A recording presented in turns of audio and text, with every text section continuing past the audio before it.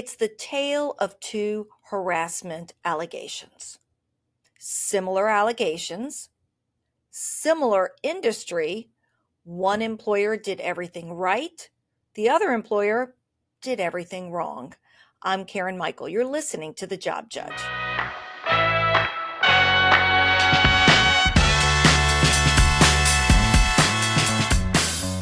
Welcome to The Job Judge, the podcast for anyone who works.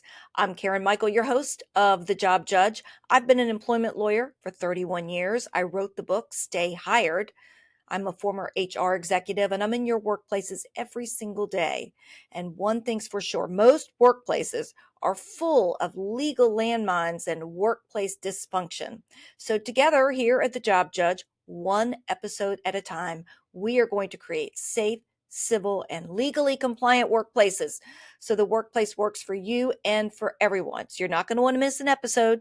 Be sure to like, subscribe, share, comment on the Job Judge podcast so that other people can also see this information. Finally, I am a lawyer, but I cannot give legal advice here on the podcast. So understand that this is just general guidance. We do talk about adult content information. I talk real cases. So if you're listening to this podcast, probably not great to listen to it with children in the car. So let's talk about the tale of these two cases. So the good news is a case involving Pinellas County Sheriff's Office. I say good news, not good news what this employee did, but good news as to how the employer handled it. Because that's one of the things I see all the time is that there are allegations of harassment and the employer simply doesn't do the things that the employer is expected to do in order to make sure that the employer determines whether or not there's been a violation of policy or law, and that way they can figure out how to take next steps to stop any of that behavior from happening. So this is a case out of the Pinellas County Sheriff's Office, and it was a case that actually the Pinellas County Sheriff's Office published this article that I'm about to read to you on its own website. So talk about transparency. It's letting everyone know exactly what they did and what the outcome is. And the title of it is they're identifying the internal investigation that they did by number. And it says Sheriff's Office deputy terminated for sexual harassment. You can't get any more transparent than that. And it lists the guy's name, his age, his date of hire, and his termination, which was January 23rd, 2023. And it says on January 23rd, 2023, the sheriff of Pinellas County terminated the employment of this deputy for violating the Pinellas County Sheriff's Office policy prohibiting sexual harassment and discrimination.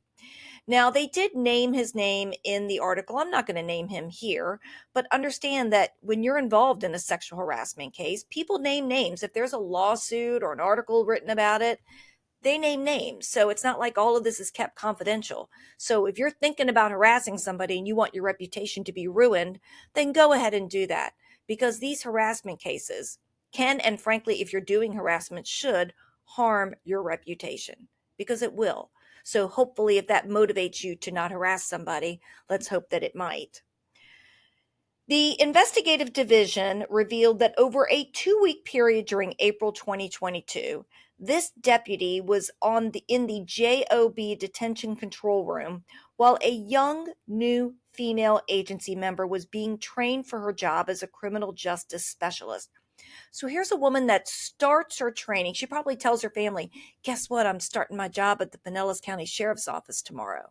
And instead of going to work and experiencing a safe, civil, and legally compliant workplace, she encounters this creepy deputy. During the 2-week period, the new female member noticed this deputy inappropriately staring at her. She told investigators that this deputy, quote, liked to be closer to her and appeared to have a fondness for staring at her. Other agency members noticed the deputy staring at the female member, and in conversations with them, the young female described him as, quote, weird and, quote, creepy, but no one reported it. Let's stop there. How frustrating is it that we're not good bystanders, that we're not good peers, that we don't speak up for other people? Because this was the time to make sure that this woman didn't experience any more bad behavior. This was the time to address this behavior. She was uncomfortable, and for good reason, because this man was making her uncomfortable, staring, glaring, being too close. All of these things make people uncomfortable.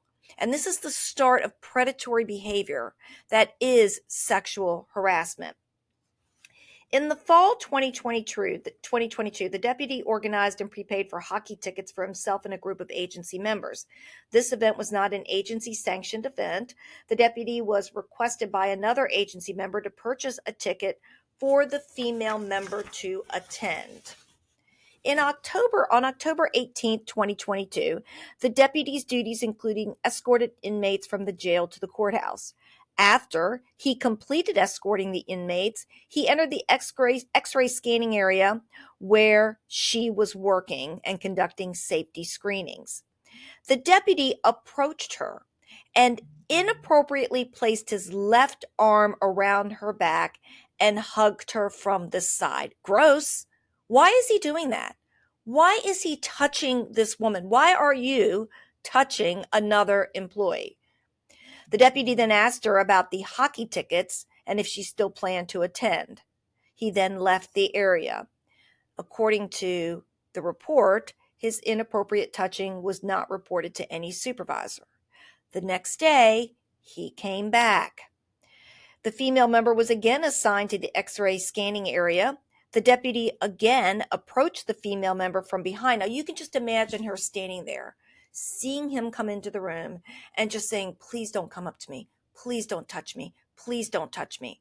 Nobody should have to endure that fear that this gross, weird guy is going to come touch you while you're trying to do your job. He approached her from behind and placed both his hands on her shoulders and began to massage her shoulders. Hey, guess what? This is your daughter, your sister, your niece, your wife, your son, your nephew, your husband. These are real people going to work who deserve better than this. The deputy's actions were unsolicited and unwanted by the female member, according to the report. The deputy then transitioned to the member's left side, and while keeping his right hand on her shoulder, he leaned in and hugged her. When the deputy was attempting to hug her, she made an obvious effort to lean away from him during the contact. After the hug, he kept his right hand on her upper body and began to rub her back and referred to her as babe. Gross.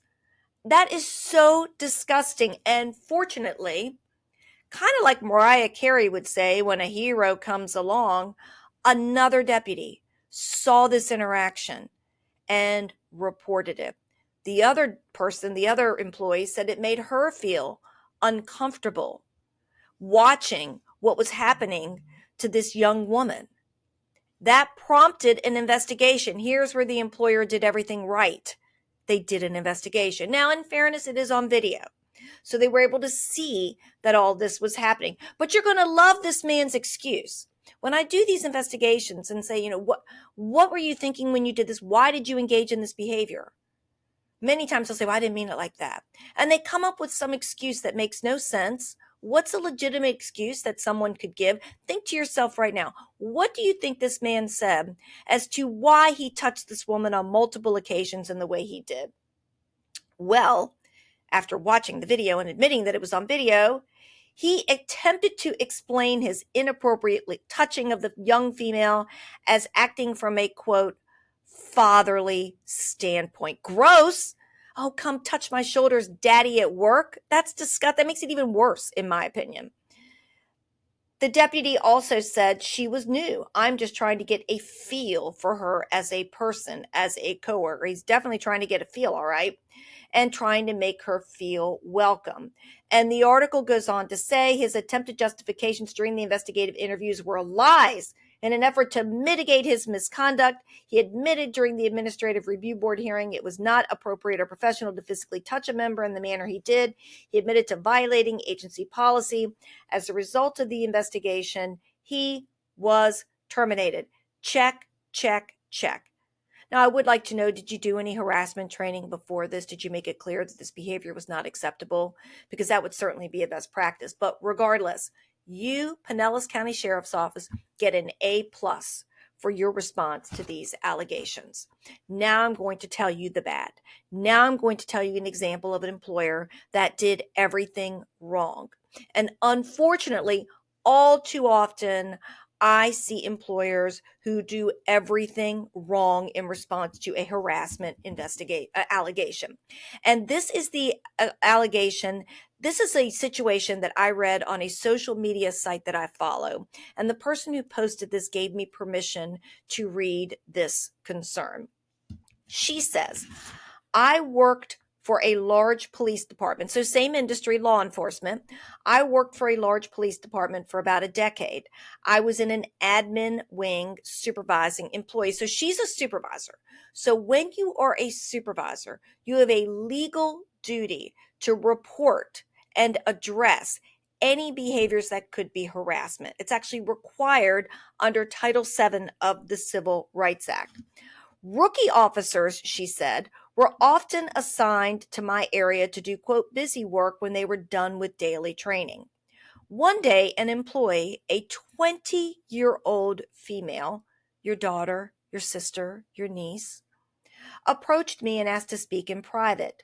She disclosed that an officer had been making her feel uncomfortable by rubbing her back, stroking her hair, etc., but she thought she was overthinking things until that day. The employee stated she was in the middle of a phone meeting, so she didn't feel like she could leave the area easily, and the officer reached over and groped her breast. Disgusting, unbelievable, horrible, all of those things. And what should happen upon reporting is that there is an investigation and a finding is made one way or the other. And if true, this person is terminated. Did that happen in this case? No. Policy states, she said, that I should have immediately sent an email to HR or my director should have. However, he was currently in my wing with other women. I told the employee to stay in the office so the officer wouldn't see her with me, and I went directly to the director and asked for the officer to be removed right away. The director called the rookie's supervisor, alerted him of the situation, and told me to have him exit the building and report to his supervisor. At this point, I was excused from my director's area and believed my director was notifying HR. All those things should have happened. And she then goes on to say, an hour later, I was called into the office with the director and the rookie supervisor and verbally, quote, corrected, end quote, for making the director, quote, look stupid. I was told the officer, and this just burns me up. This burns me up. I was told the officer was merely admiring the employee's necklace and meant no harm. What? Are we really allowing that as an excuse? They apologized to the police department supervisor in front of me and assured him that next time they would fact check what they'd been told by supervisors, meaning what they'd been told by this woman. The rookie didn't come back and they stopped allowing officers to help out in our area. It felt like a punishment, but I'm not sure it was meant to be or not. The employee and I both quit since this incident less than a year ago. So this is still burning this woman up, but it still bothers me, she said. I adored my director and still think the world of them, but they were thrown in their position with no training at all.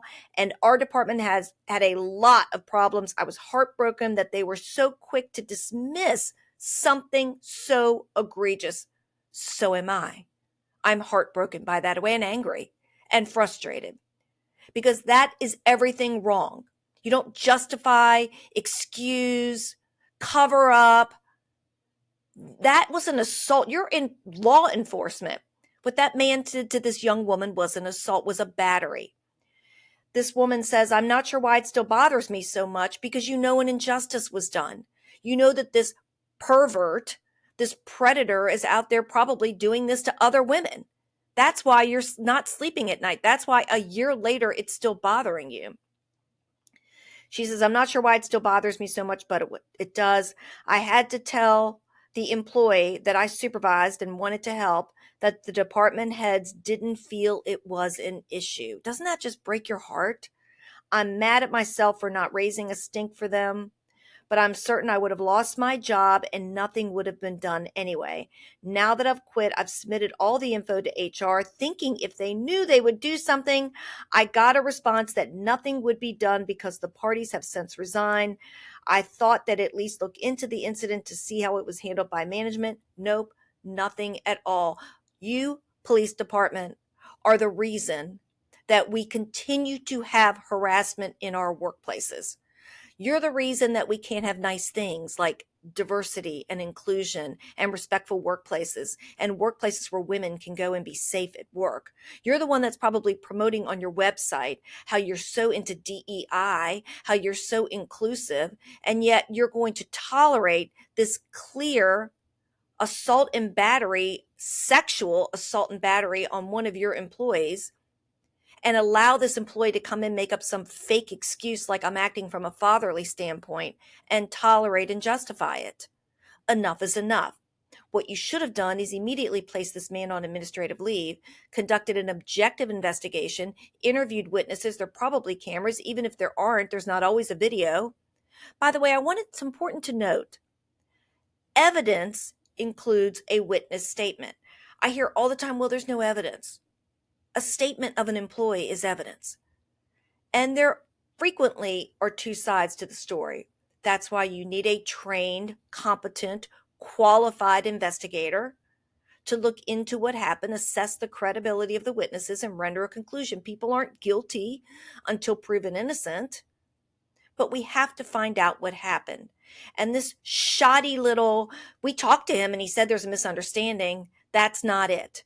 And I promise you, this predator is still engaging in sexual harassment. So I hope, police department, you're happy. And when you get a lawsuit over all of these things and you're publicly embarrassed and all the supervisors are outed for their incredible misconduct, you get what you deserve. So that's a tale of two employers. Be like the former, not like the latter. Train, first of all, have a policy against harassment, discrimination, and retaliation. Train your managers on preventing harassment and then what to do if they learn about it. Make sure your HR department is competent and qualified. Unfortunately, too often I see HR departments that are not trained. We need to invest in our HR departments so that they're able to go get the training on how to conduct investigations, how to address these issues, how to address situations where there might not be a video, where it might be a he said, she said, he said, he said, she said, whatever it is. There's not always going to be a video. There frequently will be two sides of the story. And then I hear, well, there's two sides of the story and it's usually somewhere in the middle. No, sometimes there's just one version. And the version is either what the complainant says or the accused says. So we don't always default to some middle ground. You got to come up with a finding.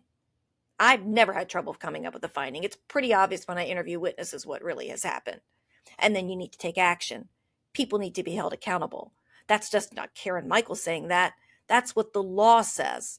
You must take action to stop the harassment. And if you don't, you get to write a big check.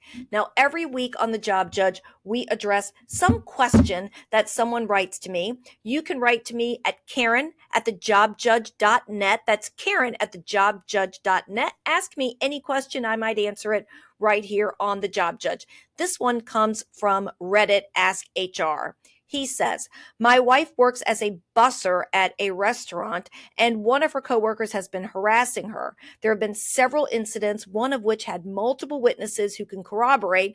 Another had only one witness who doesn't speak English, though he saw the raised voice and I would think he at least recognized the word F, you ... no witnesses for the others. The general consensus among the restaurant is that the person she replaced left because of this employee, and that he's rather racist based on the way he treats other Latinos working in the restaurant as well. My wife is Latina, he says. She's scared to go into work now and thinking of setting her phone to record everything when she does. She has the feeling that her boss knows the employee is racist, so she'd need unequivocal evidence of every incident for anything to be done. Any recommendations? Yes. And I'll be the judge of that. My recommendation is to tell somebody. And in a perfect world, they do an investigation. There doesn't always have to be a recording. And if you said there are some other witnesses to some of the incidents, that's what an investigation would determine. An investigation would listen to all the evidence, including your wife's, and determine, is she lying? Is she telling the truth? Look at all the evidence as to who was there, when and where, and who she might have told about it immediately after the incident. And they're going to put the puzzle together. But she cannot continue to go into a work environment where she does not feel safe. The psychological damage that happens to people who are not in a safe work environment cannot be overstated. When we talk about safe workplaces, we're not just talking about physically safe, we're also talking about psychologically safe. And especially in work environments where people maybe aren't English speaking, a restaurant environment where people might be low wage, not as educated, we see more abuse and exploitation happening in those work environments, and it must stop. And after she reports it, if it doesn't, she can go to the Equal Employment Opportunity Commission. By the way, she could go now to the Equal Employment Opportunity Commission. File a charge of discrimination because workplace harassment is illegal. So if she doesn't feel like she's getting a remedy in her workplace, that is her other remedy. Now, you're not going to want to miss an episode of The Job Judge. So subscribe, follow along so you don't miss an episode. I'm Karen Michael, and you've been listening to The Job Judge.